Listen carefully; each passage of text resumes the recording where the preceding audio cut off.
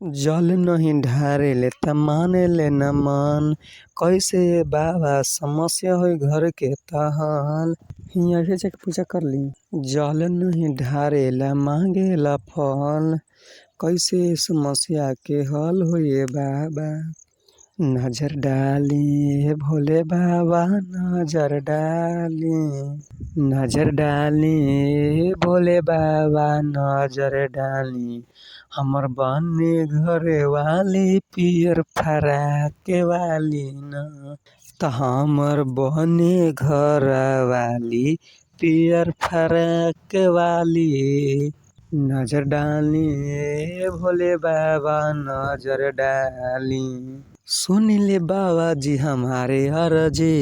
सच्चे बा इनका से हमर प्यारे बाबा जी। शुद्ध कह के मान होला गा के चंदन चला जल ढारे।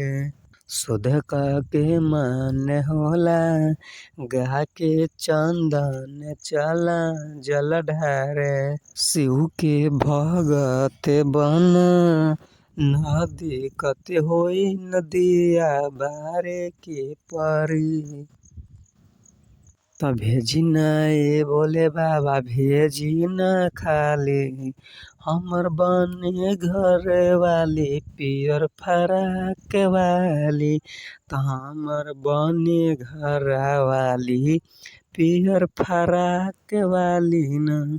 मंदिर के गेट पर भइल रहे त भेट हो। बेल के पतैया से देते रहे जल हो।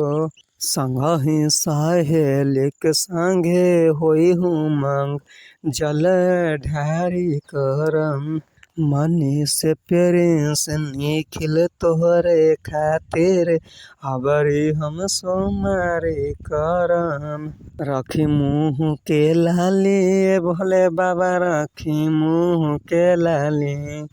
हमर बनो घर वाली पियर फराक वाली। हमर बनो घर वाली